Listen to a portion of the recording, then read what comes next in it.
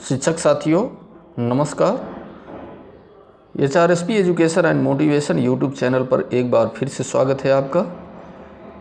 जैसा कि first round 1 से लेकर के 3 मॉड्यूल कंप्लीट हो चुके थे। 31 अक्टूबर लास्ट डेट थी उसकी। अब 1 नवंबर 2020 से प्रारंभ होकर के 15 नवंबर 2020 तक 3 मॉड्यूल फिर क्रमवार आएंगे। Module number 4, module number 5, module 6, 3 module क्रमवार हमें कंप्लीट करने होंगे। पहला मॉड्यूल नंबर 4 शिक्षण अधिगम प्रक्रिया में जेंडर आयामों का समाकलन ऑनलाइन निष्ठा ट्रेनिंग के माध्यम से यह 6 राज्यों में ये प्रोग्राम चल रहा है, जो ये कार्यक्रम निर्धारित है। शिक्षण अधिगम प्रक्रिया में जेंडर आयामों का समाकलन के महत्वपूर्ण प्रश्न इस वीडियो के माध्यम से आपको मिलेंगे, जो आपको 1 से लेकर के 30 क्वेश्चंस होंगे। उन्हीं क्वेश्चंस में से ही आपको सही का चिन्ह आपके जो भी कोर्स करेंगे कंप्लीट, उसमें से आपको कंप्लीट करना है 100 में 100%। और यदि आप इस YouTube चैनल पर पहली बार जुड़ रहे हैं तो साथियों प्लीज़ इस चैनल को सब्सक्राइब कर लें, ताकि आपको नोटिफिकेशन मिलता रहे और आप कंटिन्यू इसका लाभ उठाते रहें, बेनिफिट्स मिलते रहें। तो साथियों शुरू करते हैं। क्वेश्चन नंबर फर्स्ट, कक्षा में हमारी भाषा कैसी होनी चाहिए? ऑप्शन ए जेंडर समावेशी भाषा, ऑप्शन बी जेंडर निष्पक्ष भाषा, ऑप्शन सी जेंडरवादी भाषा, ऑप्शन डी विकल्प ए और बी दोनों। इसमें से कक्षा में हमारी भाषा कौन सी होनी चाहिए, ज़रा सोचिए साथियों। ये ऑप्शन डी यहाँ पर इस क्वेश्चन का करेक्ट आंसर होगा। कक्षा में हमारी भाषा कैसी होनी चाहिए? जेंडर समावेशी भाषा और जेंडर निष्पक्ष भाषा, दोनों विकल्प करेक्ट हैं। क्वेश्चन नंबर 2, जेंडर और यौन सेक्स के बीच आवश्यक अंतर क्या है? जेंडर और यौन सेक्स के बीच आवश्यक अंतर क्या है? ऑप्शन ए यौन सेक्स एक जैविक अंतर है, जबकि जेंडर पुरुषों और महिलाओं के बीच एक सामाजिक रूप से निर्धारित अंतर है।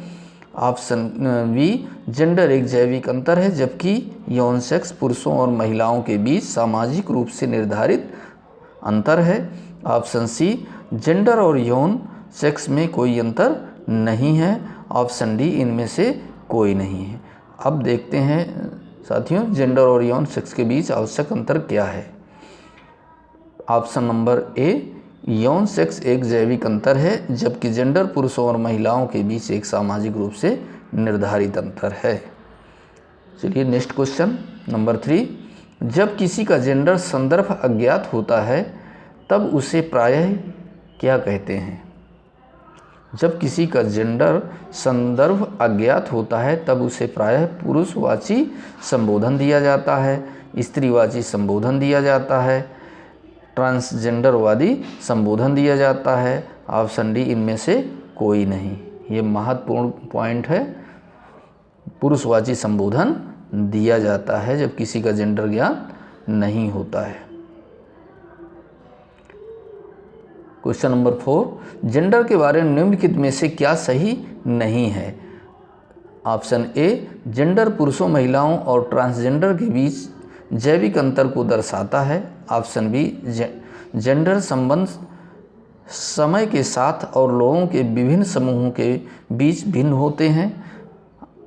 ऑप्शन सी जेंडर महिलाओं, पुरुषों और ट्रांसजेंडर के बीच एक सामाजिक रूप से निर्मित अंतर है। ऑप्शन डी इनमें से कोई नहीं। यहाँ पर ऑप्शन ए साथियों करेक्ट होगा। जेंडर पुरुषों, महिलाओं और ट्रांसजेंडर के बीच जैविक अंतर को दर्शाता है। क्वेश्चन नंबर 5, निम्न में से कौन एक हिडन पाठ्यक्रम का हिस्सा नहीं है? ऑप्शन ए कक्षा में लड़कों और लड़कियों को अलग अलग पंक्ति में बैठाना। ऑप्शन बी अलग अलग तरीकों से लड़कों को अनुशासित करना। ऑप्शन सी शिक्षकों को लेबलिंग पैटर्न इनमें से कोई नहीं। यहाँ पर option A is the correct answer of this question. कक्षा में लड़कों और लड़कियों को अलग अलग पंक्ति में बैठाना हिडन पाठ्यक्रम का हिस्सा नहीं है। क्वेश्चन नंबर 6, निम्नलिखित में से कौन सा कथन लड़कों पुरुषों के बारे में एक जेंडर स्टीरियोटाइप नहीं है। ऑप्शन ए, लड़के पुरुष बच्चा पैदा करने के साथ साथ खाना भी बना सकते हैं। लड़के या पुरुष बच्चा पैदा करने के साथ साथ खाना भी बना सकते हैं। लड़के पुरुष बेहतर चालाक होते हैं। लड़के पुरुष परिवार के पालन करता है। लड़कों पुरुषों को रोना ही चाहिए। अब यहाँ पर देखिए, सोचिए कौन सा ऑप्शन करेक्ट होगा। Option A is the correct answer. लड़के पुरुष बच्चा पैदा करने के साथ साथ खाना भी बना सकते हैं। क्वेश्चन नंबर 7, जेंडर संबंध और प्रकार। ऑप्शन ए गतिशील है। सामाजिक अंतःक्रियाओं के इतिहास से प्रभावित होते हैं। समय और स्थान के साथ साथ विभिन्न लोगों के समूह के बीच अलग अलग तरह से विकसित हो सकते हैं। ऑप्शन डी उपर्युक्त सभी। यहाँ option D is the correct answer of this question.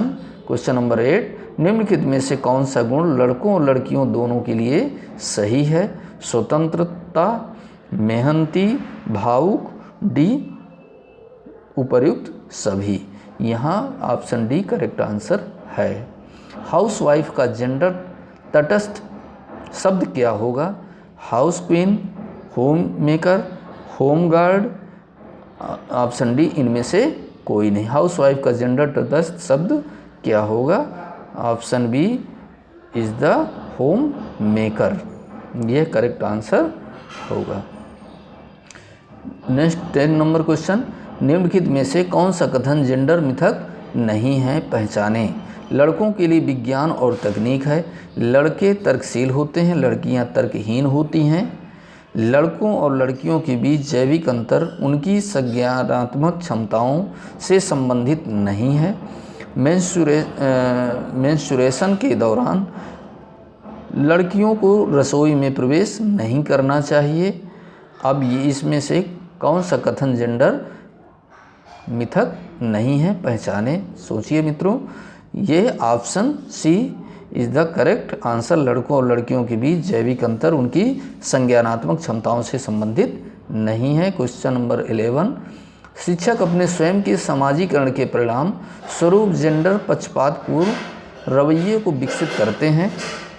Option A औपचारिक रूप से, ऑप्शन बी अनौपचारिक रूप से, ऑप्शन सी उपर्युक्त दोनों तरीके से, ऑप्शन डी इनमें से कोई नहीं। Option C is the correct answer. शिक्षक अपने स्वयं के सामाजिकरण के परिणाम स्वरूप जेंडर पक्षपातपूर्ण रवैये को विकसित करते हैं। उपयुक्त दोनों तरीके से कर सकते हैं। क्वेश्चन नंबर 12, कक्षा में प्रवेश करते समय सभी शिक्षकों को त्याग देना चाहिए। क्या त्याग देना चाहिए। ऑप्शन ए स्वयं का आत्मसम्मान, ऑप्शन बी स्वयं का पूर्वाग्रह, ऑप्शन सी उपर्युक्त दोनों, विकल्प डी इनमें से कोई नहीं। यहाँ ऑप्शन बी स्वयं का पूर्वाग्रह को त्याग देना चाहिए कक्षा में प्रवेश करते समय। क्वेश्चन नंबर 13, निम्नलिखित में से कौन सा कार्य लिंग भेद को नहीं दर्शाता है। मनोरमा पर्वतारोही बनने के लिए प्रशिक्षण ले रही है। मोहिनी अपना ज़्यादातर समय रसोई में खाना बनाने में बिताती है। चिंटू और उसके दोस्त आमतौर पर टॉप कार और टॉप गाने के साथ खेलते हैं। ऑप्शन डी परिवार की रोटी कमाने वाला होने के कारण मोहन अपने परिवार के लिए सभी फैसले लेता है। साथियों सोचिए इसका ऑप्शन कौन सा करेक्ट होगा। करेक्ट आंसर यहाँ पर ए है, मनोरमा पर्वतारोही बनने के लिए प्रशिक्षण ले रही हैं। क्वेश्चन नंबर 14, क्या यह कथन सही है। राजनीति में सत्ता और अधिकार के पदों को संभालने में पुरुषों की तुलना में महिलाएं कम सक्षम हैं। ऑप्शन ए हाँ, महिलाएं घर की काम करने के लिए अधिक अनुकूल हैं।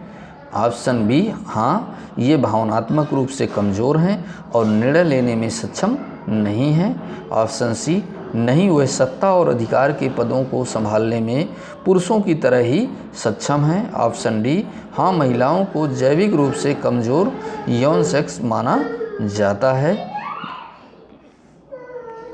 ऑप्शन सी इस क्वेश्चन का करेक्ट आंसर है। राजनीति में सत्ता और अधिकार के पदों को संभालने में पुरुषों की तुलना महिलाएं कम सक्षम हैं। नहीं वह सत्ता और अधिकार के पदों को संभालने में पुरुषों की तरह ही। क्वेश्चन नंबर 15, निम्नलिखित में से कौन सा वाक्य सही है? ऑप्शन ए, महिलाओं का स्थान घर है। ऑप्शन बी, लड़की और लड़कों के साथ बराबरी का व्यवहार किया जाना चाहिए। ऑप्शन सी, लड़के लड़कियों से अधिक मेहनती होती हैं। लड़कियों को स्कूल नहीं भेजा जाना चाहिए, वह शादी के लिए बनी हैं। ये मित्रों सोचिए, इसका ऑप्शन बी करेक्ट आंसर होगा। लड़की और लड़कों के साथ बराबरी का व्यवहार किया जाना चाहिए, यह वाक्य सही है। भेदभाव नहीं करना चाहिए। क्वेश्चन नंबर 16, हमारी जेंडर पहचान निर्धारित करती है कि हम कैसे समझे जाते हैं। ऑप्शन बी, हमसे एक पुरुष, स्त्री और ट्रांसजेंडर व्यक्ति से कैसे व्यवहार की अपेक्षा की जाती है। ऑप्शन सी, हमारे यौन सेक्स के आधार पर हमारे साथ अलग तरह से व्यवहार हमें समानता तक पहुंचाने में रोकता है। ऑप्शन डी, उपर्युक्त सभी। यहाँ डी ऑप्शन उपर्युक्त सभी करेक्ट होगा। क्वेश्चन नंबर 17, गुप्त हिडन पाठ्यक्रम में क्या शामिल है? व्यवहार, दृष्टिकोण, आचरण, उपर्युक्त सभी। यहाँ उपर्युक्त सभी डी ऑप्शन करेक्ट होगा। नेक्स्ट क्वेश्चन नंबर 18, निम्नलिखित में से कौन सा कथन